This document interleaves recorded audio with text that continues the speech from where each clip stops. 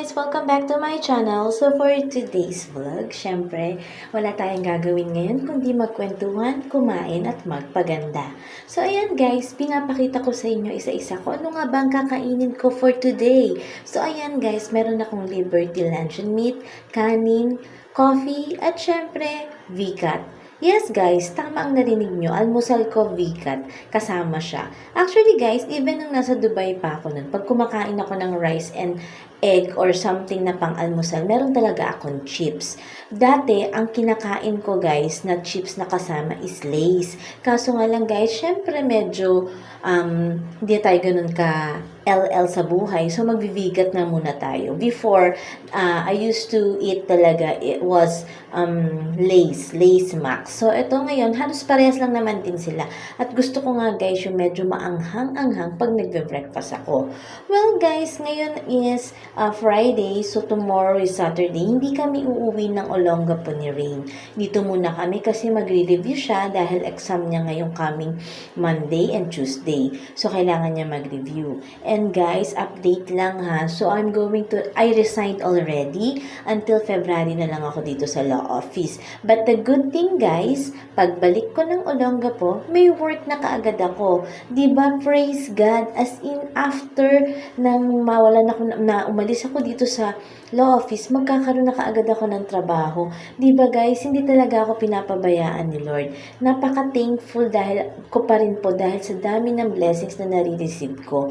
So yun guys, sinishare ko lang sa inyo na tama nga naman, if God closed the door, He opens the windows. Tama ba ako? Well, yun na yun, whatever. So yun guys, so sobrang happy ako na actually mixed emotion naman talaga kasi ayoko naman talagang umalis dito sa law office. But I have to because kailangan na ako ng mother ko.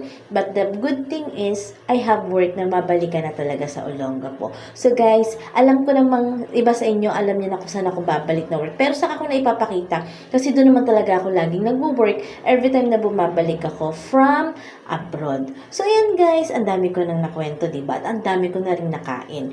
So guys, ngayon naman, papakita ko sa inyo kung saan ako humuhugot ng ganda.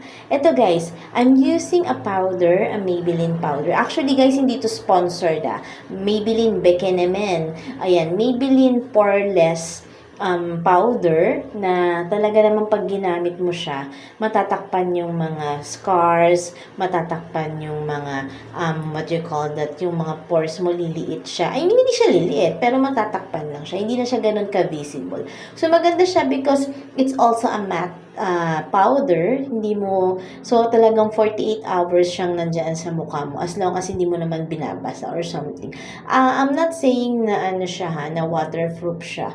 Pero at least guys, hindi siya madaling matanggal lalo na kung pawisin or meron kang oily skin. So at least guys, ayan, dyan ako kumukuha na humuhugot ng aking ikagaganda din. Marami akong skincare guys. Meron din akong nilalagay na blush at saka syempre contour. Pero sa ngayon guys, ito muna ang isi-share ko sa inyo.